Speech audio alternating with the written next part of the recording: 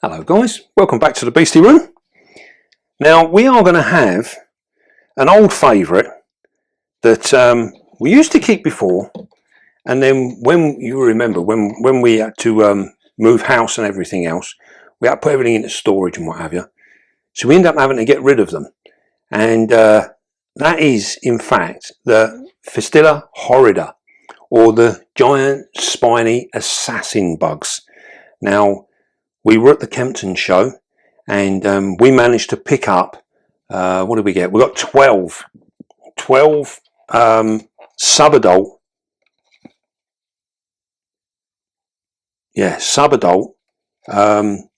king horrida assassin bugs. Now these are really cool. I'm just looking at them, they take my breath away.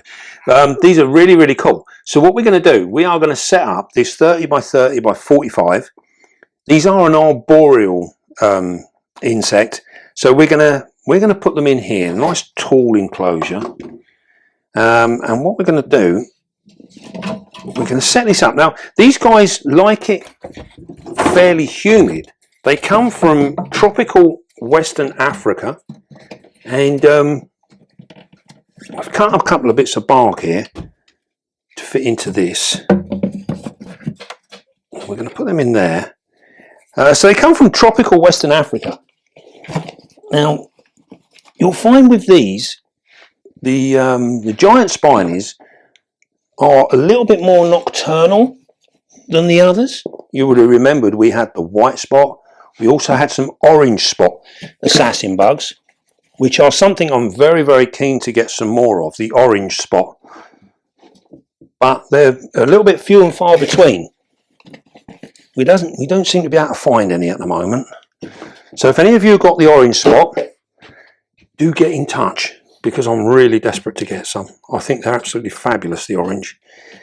Now, so we've got the king horrida. Now these are red and black, so they're very striking, even in their own right. They are such a striking thing. Now, as we said, they're a bit more nocturnal. So they come out and hunt at night, and that's when we're going to see the most of these guys, is in the evenings. Once we get them breeding like we did before, you'll find that they actually breed really well. Now we had a lot of things before in the past, when we've done videos on these in the past, people saying about how dangerous assassin bugs are. Now a lot of that was coming from our subscribers in America and that, because they have an assassin bug there which can cause issues. You know, it can be a rather nasty thing, and there has been health problems in the past with them, with different bits and pieces, and it is an entirely different thing. They are not the same assassin. So what we're going to do here, we've got some palms. We're going to put these palms, just tease the roots out again. I'm doing it all down there so I don't make a mess on my desk. Now when we done the last ones, we never put any plants in there. So I thought it would be nice in this one if we changed it up a little bit, put some plants in. And it'll also aid in their breeding, because we will need to keep these plants watered, and these guys like to lay their eggs in a nice moist soil. So hopefully we can keep the soil nice and moist purely by keeping our plants in good order. That's the idea anyway. So we're going to put that one in there. It's a nice simple thing to do. Just tease this one out as well.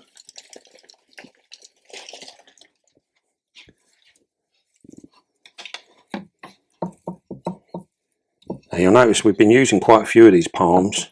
We managed to buy a nice little bulk load of them, and they work out so well in our enclosures. They really do look good, and they're ideal. They're a nice plant, in fact, in terms of their size.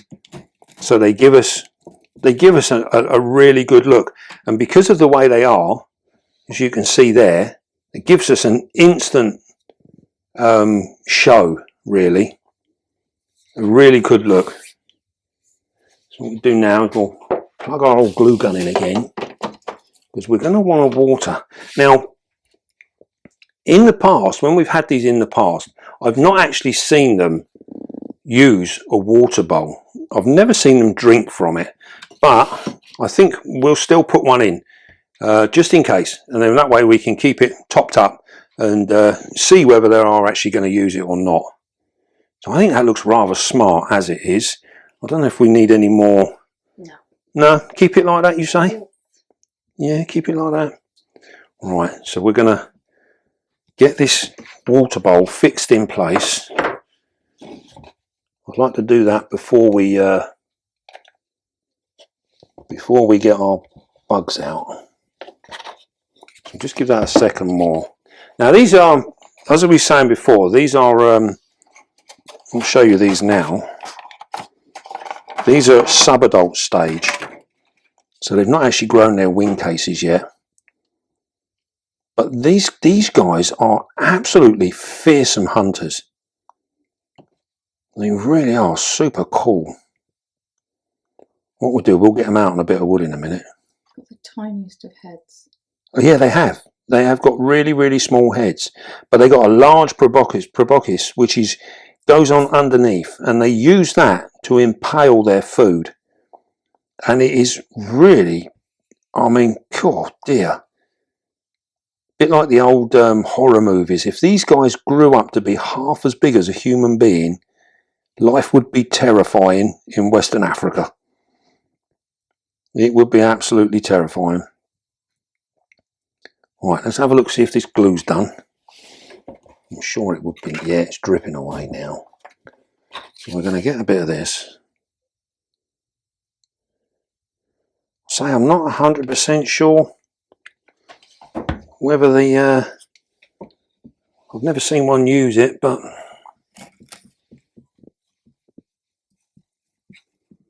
we'll put it in anyway. Come on, Susan, stand still.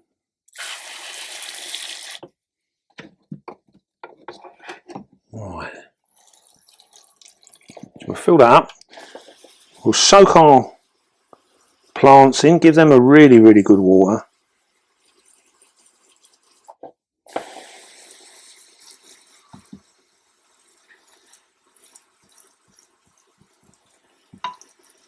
Lovely.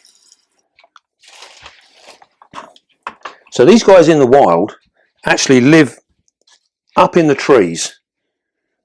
They don't come to the ground as such. So they live in the trees. And I would imagine up in the trees they probably lay their eggs in the crevices and underneath the bark where there's a certain amount of humidity. They need that humidity to hatch their eggs out. So here we go. Let's see if we can't get these on this bit of wood. Now, I think as with most things, you need to be a little bit cautious, but not overly worried. I don't think they ever really want to cause us any harm. Remove the lid for me. We can. Put that round here. As you can see, they don't hang around, do they, once they move? Got that one?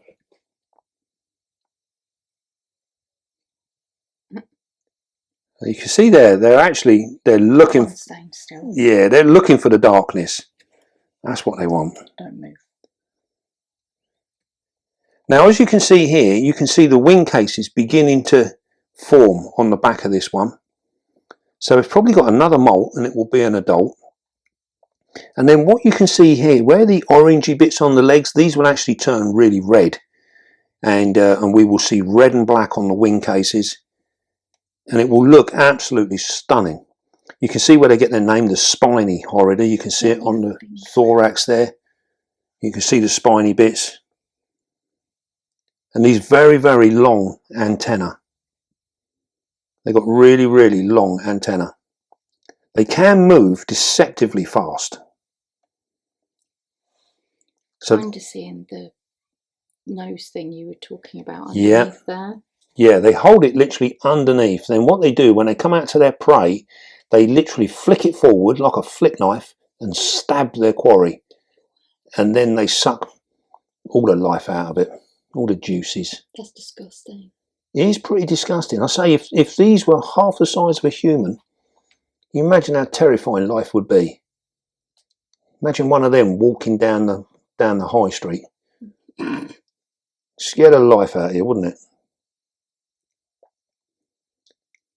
So the others have disappeared underneath this piece of wood where it's dark, which is where they like to be. We've got one coming up here now.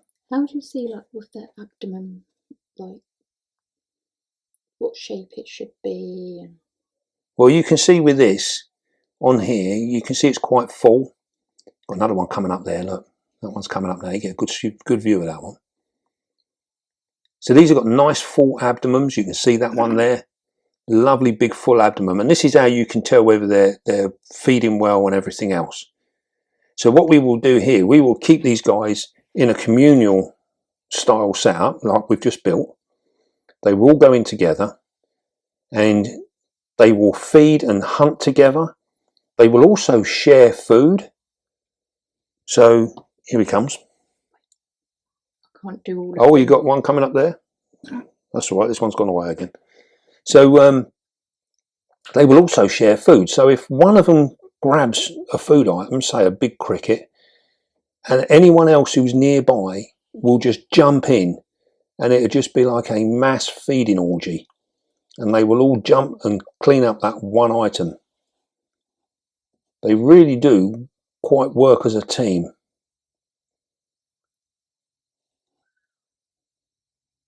Do they give off any scent? I can't remember. These can, when threatened, they can squirt a rather obnoxious sort of fluid, which I believe is supposed to be quite toxic. Whether it's toxic to us, I don't know, but to other animals and insects and bits and pieces, it's said to be quite toxic. Shall I turn this over? Yeah. And this one's now going to be hanging upside down. And there we go, look at them.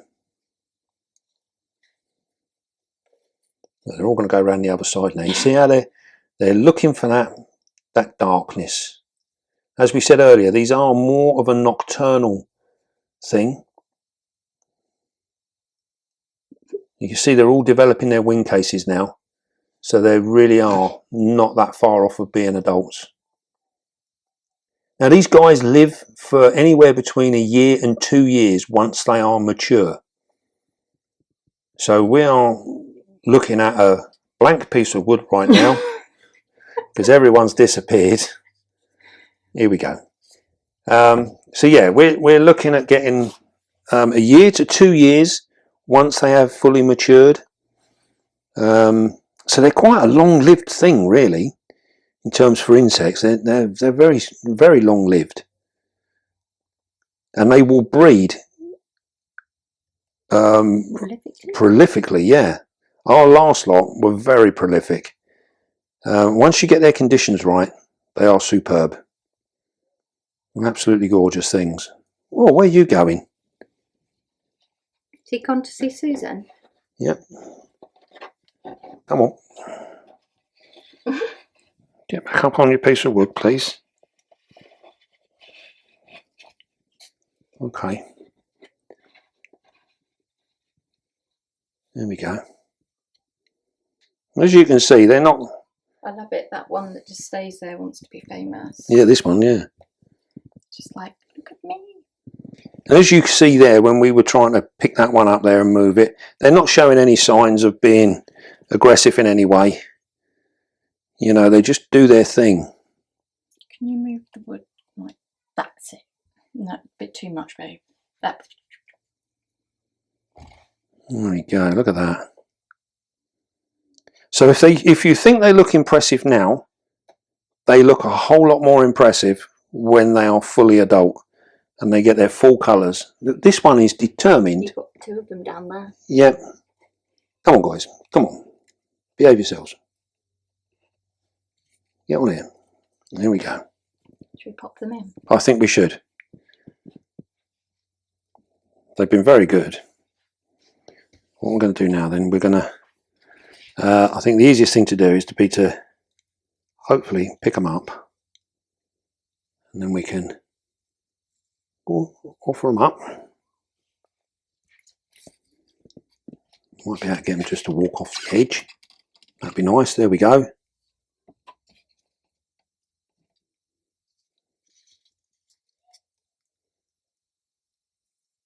Now I'm hoping that with this little bit of greenery and that, this will make a lovely display, and we can get to see them. That was 4, wasn't it?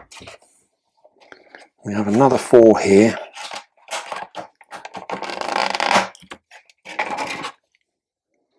And these are at exactly the same stage. So we will put these in here. Oh, that one just fell off. There we go.